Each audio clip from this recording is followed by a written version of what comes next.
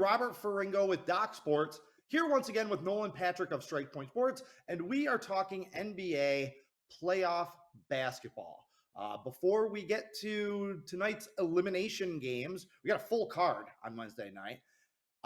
First, I'd have to point out to go to www.docsports.com. Do I sound like an old man when I say www? Nolan, do you still say www when you say the site, or do you just say the website? Every one of the videos that I release, I started with www.docsports.com. Yeah, we're old men. We're old men. So go to www.docsports.com, the best team of sports betting handicappers in the world. Really, we are the cream of the crop of the American sports betting scene. Take advantage of the link down below in the description. You can get $60 free to be used towards any handicapper, any package, in any sport that you want.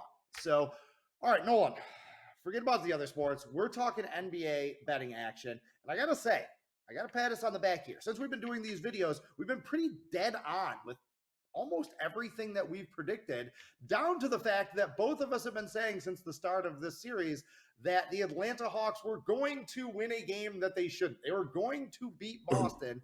And we knew it was coming. We said it from game one of the series, and they finally were able to pull that win off, sans DeJounte Murray, and force a game 6. We're going to get to Thursday's action in a minute, but I want to touch on Wednesday's card. We got 4 games, 3 elimination games, all 3 teams that are trying to end their series.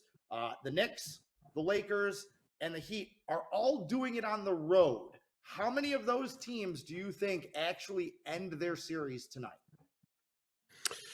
This is a really interesting spot for these 3 teams, because if you take a look at it, outside maybe the Lakers, because there was a lot of heat on the Lakers. A lot of people were all about the Lakers. If you just looked at these series, you'd say that the Cavs and the Bucks are going to win their series.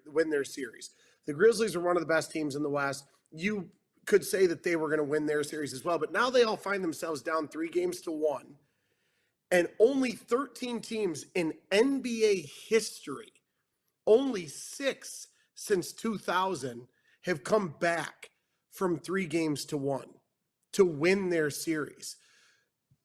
I really can't just sit here and say that it's going to happen this year. I firmly believe that the Knicks beat the Cavs in this series, even if Cleveland wins tonight, which I think they do. I do not think Cleveland wins in New York. I think Memphis wins tonight. I don't know why. I just have a feeling that Memphis, even though they're 1-4 against the spread in their last 5 games overall, I like them to beat the Lakers tonight. I do not see them beating Los Angeles in Los Angeles. And I don't really know what to tell you on the Bucks Heat series. Why in the Lord's name are the Milwaukee Bucks favored by 11.5 points? Good heavens. Budenholzer, for some reason, the entire staff should be screaming at Budenholzer to run a double at Jimmy Butler, but he just refuses to do it. So I don't think the Bucks are going to win their series. Do you think any one of those road teams, all underdogs, by the way, all 3 teams that we're talking about that are up 3-1 in their series are underdogs tonight? Do you think any of them win on the road tonight to close out the series? If I had to pick one, I'd say it's the Miami Heat. Even though it's the biggest spread, the double-digit underdog, the Heat know how to play in the playoffs. I had a few conversations with people that wanted to talk NBA before the playoffs started, and I said the absolute worst thing that could have happened to the Milwaukee Bucks is that they had to play the Heat. Even though the Lakers and Grizzlies and the Knicks and Cavs are smaller lines, 4.5 and 5.5, I believe, or 4 and 5, I believe, I would pick the Heat to be the only team to win tonight, even though I really think Milwaukee wins. But if I had to pick one, I'd say Miami wins and the Grizzlies and the Cavs win. Okay, let's go back to that Cavs-Knicks series. Pretty much all of these games since game 1 have been blowouts. I mean, the Cavs weren't even close in those 2 games in New York. They started the season hot, looked like they were going to compete for that top seed in the East through, maybe mid-January. but they've been on a downward trajectory, I feel like, the last 2 months of the season. Are the Cavs just done? Did they just fly a little too high too soon? Have we been undervaluing the Knicks? Tom Thibodeau, he's a guy who's won in the playoffs. His style of basketball wins in the playoffs, right? The defense, grinding, rely on clutch scoring. He's had success in the playoffs before. So what do you think here? Are the Cavs cooked? Do they have a rally in them? Are the Knicks just the better team in this series? What are you looking at with these two teams? The thing that's a little disappointing, and they actually made me look like I don't know what I'm talking about, is last time we spoke, I raved about the Cavs guard play. And in their own right, the Cavs backcourt plays really well, but they haven't played well together yet. You've seen Mitchell go off and not get any help, and then you see Garland go off and not get any help from Mitchell. Garland in the second half last game was outstanding. He was so good, and Mitchell had one of his worst games of the series. So you just haven't seen the two of them play really well together. And if I'm a Cavs fan, I'm super nervous because Julius Randle hasn't played great for the Knicks. RJ Barrett's played one good game for the Knicks. I don't think Quickly's really played well at all in the playoffs. And if you had to point to this Knicks-Cavs series and say who is the best player on the floor, you want to say it's Donovan Mitchell. Knicks fans wanted Donovan Mitchell. But if you're watching, Jalen Brunson's the best player on the floor in that series, and he's going to be the difference.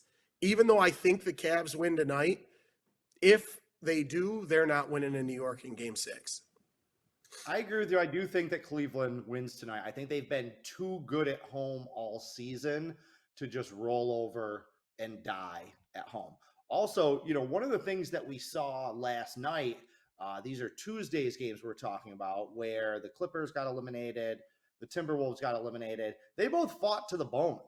Those were close games for the most part. It takes a lot to end a team's season. I talked about this in some of the NCAA tournament videos that I did. It really takes an extra gear to drive a stake through the heart of someone's season.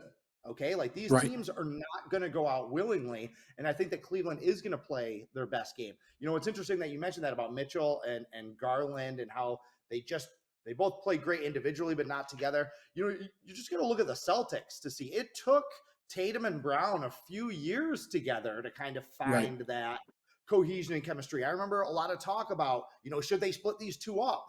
Are they ever going to learn to play together type of thing? So I think that what we're seeing here is a little bit of Donovan Mitchell used to being the alpha in the playoffs in Utah and not used to having someone challenge him for that role on a team. And I think it's just going to take a little while for them to build that chemistry. Okay, there is no chemistry between the Lakers and the Grizzlies. They obviously just hate each other, which is making for some pretty fun, enjoyable television. Shout out to me. I hit my NBA Game of the Year in Game 3 with the Lakers over the Grizzlies. Probably a bad idea to call out LeBron James, one of the all-time great players in NBA history. Not a smart move there. But I also will agree with you. I kind of like the Grizzlies tonight. Why is that? Why do you like the Grizzlies? So, as I said earlier, Memphis is 1-4 against the spread in their last 5 games overall. So if I'm sitting here telling you, take the Grizzlies, take the Grizzlies, take the Grizzlies, and then I give you a trend like that, it really makes no sense. Look, Memphis is a good team. Losing Steven Adams really hurts this team, and they're not a great matchup playing against the Lakers because the Lakers can play big.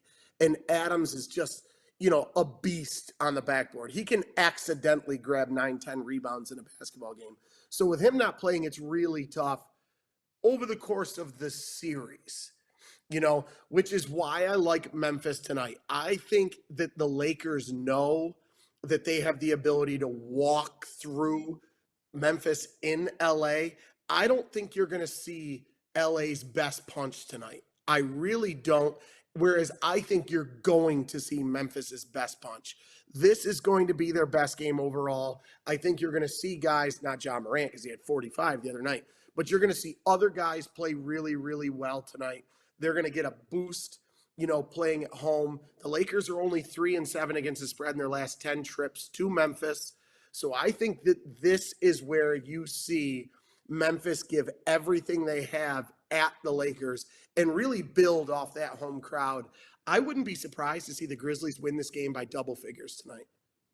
Do you have my write-up on this game in front of you? Are you just reading my own words back to me? Because I have a play in this game. I have a play on the Grizz.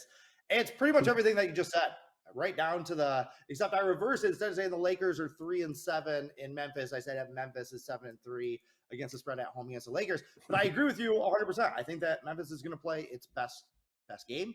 Their backs are against the wall. This is a very talented team. But you said it. It's all about Steven Adams. I've pretty much mentioned him in just about every write-up I've had in this series. I think the Lakers are the better team in this series, and it's just because of that. If he was in there, Memphis would beat the Lakers. They would win this series. Without him, Los Angeles can get to the basket whenever they want, basically. Anthony Davis hasn't even played well yet in this series, and the Lakers are up 3-1. If the light bulb clicks on for him, they're going to hammer Memphis. But there's a lot of emotion in the series, a lot of negative emotion in the series going on right now. I just don't see Memphis not going down without a hell of a fight. So, all right, we already talked Miami Bucks a little bit. Let's set that one aside because I agree with you that it's just a weird series. We'll come back to that for a second. We haven't even talked about the best series yet, and that's Golden State Sacramento. Golden State. There's that old axiom that it's not a series until the home team loses, right? And both of the home teams are 4-0 in this series. Golden State winning twice on its home floor, Sacramento winning its first two games. Is this the game where we finally get a road team to win, or is Sacramento just going to keep getting it done? We're going to light that lamp again. This is an interesting spot, and the fact that Fox broke his finger. Now, mind you, all anybody talks about is it's a broken finger. If a hockey player breaks his finger, he'd celebrate and play in the next game, blah, blah, blah, blah, blah. But not the same. A broken finger is a broken finger, and Fox wants the ball in his hands. He wants to shoot the basketball. This is a big deal. And for Sacramento to win, Fox has to go off. He just does. He's got to score 30 points. Even with that being said, his broken finger, I still would take Sacramento in this game. Golden State has not proven this year that they can win on the road. I said in one of the first videos that we did that Golden State has gone years and years and years of always winning one road game in a series. But for some reason, they still have not figured out how to win on the road this year. So I'm not going to go against that. Golden State's 2-6 against the spread in their last 8 matchups with the Kings, and they're 3-7 against the spread in their last 10 trips to Sacramento. I'm going to take Sacramento in this game. Until Golden State shows me this year that they can win on the road, I'm not taking them. But here's something I do want you to think about. Let's say Golden State, this playoffs is setting up perfectly for the Golden State Warriors. Let's say they get out of this series and the Lakers knock off the Grizzlies. You are now telling me that the 6th seed Golden State Warriors have the home advantage over the Lakers in that next series. So if Golden State just keeps winning at home and says, I don't care what happens on the road, you are now going to pencil them into the Western Conference Finals? Interesting. That'd be awesome. I haven't even thought that far ahead to what the next series would be like, but like a Warriors-Lakers, LeBron versus Steph Curry, like that would be awesome. I desperately want that to happen now. Okay, looking back at this game 5, what do you make of the line movement in this game? Sacramento opened as a 1.5-point favorite. They're now a 1.5-point underdog, despite the majority of the action coming in on Sacramento. Is that a De'Aaron Fox thing? Is that injury? Does somebody know something? It's not as if this spread is going to make or break the game either way, but I did think that it was an interesting line movement. What did you make of that today? I think it has to be Fox. I think it has to be Fox. I think that they know that he just cannot be 100% with a broken finger like that. Although, his finger was banged up in the last game, and he still made a pretty big play late in that game. I think it's all contingent on him and just people don't think that he can be the guy that dumps in 30 to 35 points with that injury. And I think people really feel that that's the case. But I also truly feel that a lot of the experts are still struggling to buy into the Sacramento Kings. I think that a lot of the experts are just saying, look, this is Steph Curry. This is Klay Thompson. This is Draymond Green volunteering to go to the bench because the Warriors match up a bit better, maybe when he comes off the bench. And I think the experts are looking at that sort of thing, which is what's moving this line towards Golden State, despite public money being on the Kings. Yeah, I 100% agree with you. I mean, Sacramento's been underrated and undervalued all season long. People refuse to give them credit for as good of a team as they are. So it's not surprising that they're getting shorted here in the playoffs. And yeah, at a certain point, some muscle memory kicks in for bettors over the last decade plus. Golden State has been the team, the dynasty in the NBA. People are just used to seeing them have success in the postseason. So they'll almost just blindly bet them. That's pretty much what I did last year throughout the playoffs. So I can understand that mentality being like, hey, this is a big game. This is a swing game. As you mentioned, the Warriors always seem to get one road game in a series. Seems like tonight could be the night for them. And I actually think that it is the night for them. All right, going back to this monster spread in this Miami-Milwaukee series, I know you were on the Bucks the other day in game 4. I was actually on Miami just because that line didn't make any sense. I'm like, why are they 8-point home underdogs in the playoffs in a series that they have already proven that they are as good as the team that they're playing? Even if Miami was down 2-1 in that series, at the time they were up 2-1, I still would have liked them as a big home underdog there, just because how can there be that large of a discrepancy on a team that's already proven that I could play with them? But let's set that aside for a second. I want to talk about this in a larger context of what we're going to be seeing happening with the spreads. Okay.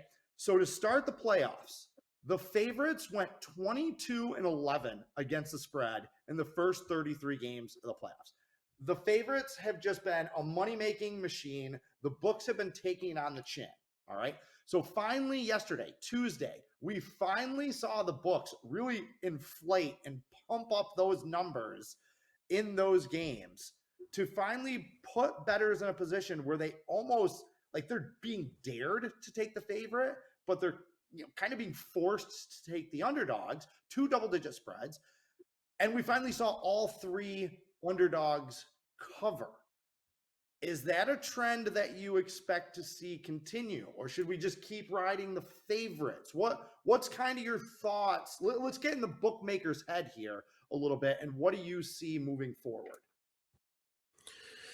It's interesting because I did see that the underdogs went 3-0, and I think if you go back to the day before that too, the underdogs are maybe 8-4 in the last 12 games over the course of the last few days. And really, you could sit down with people that know what they're talking about, and they could argue that the underdogs are going to sweep today too. I mean, you legit could say, look, the Knicks are going to cover 5.5. Cleveland might win, but the Knicks are covering that line. The Kings are going to win at home because Golden State doesn't win on the road. Why is Milwaukee favored by 11.5? I'm on the Heat there. And look, the Lakers are just too big for the Grizzlies. So you could legit argue that you're about to see 7-0 underdogs over the course of 2 days. And I think that when you talk about the favorites and why the favorites were covering so much is because I think the disparity between the favorites and the underdogs was just big. I feel like the good teams were good and the bad teams just weren't good. And I felt like the bad teams got hit by injuries at the beginning of the playoffs. And if you take a look at some of these games, like the Celtics, when they blew the game to the Hawks, not last night, but the night before, this Bucks Heat game that we just discussed the other night, the Bucks had that game dead to right. It was over. Milwaukee had a double-digit lead the entire game. And then they just give it away. I think these teams are almost just losing focus. I think the lines are correct, but then all of a sudden these teams are just losing focus at the end and giving, these underdogs a bit of life. And all of a sudden they're coming back, where early in the playoffs they were just slamming the door shut or getting up like Lakers 35-9 after the first quarter and coasting. One of the things I always talk about with NFL betting is that the spread doesn't come into play as often as you think. About 80% of the time in the NFL, this is historically, the team that wins covers the spread. Okay. So going back to the first 33 games in the playoffs prior to Tuesday's action, there was only 2 situations where a team won the game but didn't cover the spread. It happened once in the Suns-Clippers series. It happened once in this Warriors-Kings series. Other than that, the team that had won the game was 31-2 against the spread, meaning, we were seeing, like we saw with Atlanta against Boston, they didn't just cover the 13 points, they won outright. So basically that's been the trick of the postseason. If we're talking about, being successful handicapping, pick the winner. Don't look at the number. Who's going to win the game? Who do you think is going to win this game in this situation? And follow that. But I really do think, especially as we get deeper into the playoffs, the discrepancy between the teams that are going to be playing, like by the time we get around to the conference finals, is going to be minuscule. Okay. So I think the value is going to be on the underdogs over these next couple of weeks. It's going to be very interesting to see if that's how it plays out, because I agree with you. I don't think that the breakdown to this point has been in the numbers. I think the numbers have been fine. It's been in the performance on the court. And that's something we have no control over. We have no say. The Cavaliers coming out and shooting, I think it was 13 of 56 or something like that from 3-point range in New York over the 2 games. So, all right. Final thoughts. I want to give you a chance to talk about the Celtics Hawks game on Thursday. Atlanta just delaying the inevitable. Do they have new life? Are we going to see them just rally around Trae Young and just kind of let him do his thing like they did in Game 5? What do you see there? It's just so nice to see Trae Young just laugh at you and just show you how good he is. He's all yours. He's all yours. You can have him. No, I mean, Trae Young does show up a bit in the playoffs, and he plays really well. I just think that in the end, this is a tough spot for him. The Celtics are a really good bounce-back team. The Celtics are 5-0 against the spread in their last 5 games following an against the spread loss, and they're 4-0 against the spread in their last 4 games following a straight-up loss. The Celtics are also 8-2 against the spread in their last 10 meetings with the Hawks. So even though we've seen Herculean efforts out of Young, because he's averaging 28 points and 10 assists per game in this series, I don't think that they're going to have enough to knock off the Celtics in this final game. I actually would pick the Celtics to win in Atlanta. I really think that Boston wins there. Okay, but to go back to what we were just discussing, Hawks 6.5-point home underdogs. Okay, you think Boston's going to win? I tend to agree with you. Where's the value? Where's the play there? Do we like Boston because favorites and the teams that win games, even after yesterday's 0-3, yesterday all 3 underdogs lost outright, but covered the spread. But still, the winners in the playoffs are 31-5 against the spread. So what do we do with Thursday's game? Do we say, we like Boston, we think they're going to win, let's keep riding the favorites and keep riding the winners? Or do we say, you know what, let's get ahead of this potential underdog onslaught that we may see and look for this to be a game that maybe does come down to the final 3 minutes? What are you thinking there? It's tough. I would lean Celtics right now. I think I saw -6.5, you said. So I think we both have seen that same number. I would lean Celtics -6.5. And it's really interesting because if you've watched or bet on a lot of basketball, you know that 6-7 point spread is huge because that's where teams stop fouling.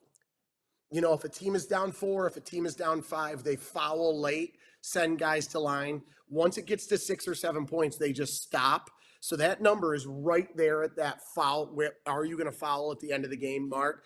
I would take the Celtics minus the 6.5. But one thing I'm really going to think about in this game is the total. The over is 7-1 in the last 8 Celtics road games, and the over is 5-0 in the last 5 Hawks home games. So I think I would lean the over there before I would take anything. But if you're telling me I have to pick a side, it'd be Boston minus 6.5. All right, folks. He is Nolan Patrick of Strike Point Sports. I am Robert Ferringo. Be sure to go to docsports.com. See, I did it the millennial way that time. Make sure you take advantage of that free $60 that we are giving you. And be sure that you check back next week for more NBA playoff videos. Let's try and get that out and wrap this up. Until then, carpe diem and good luck.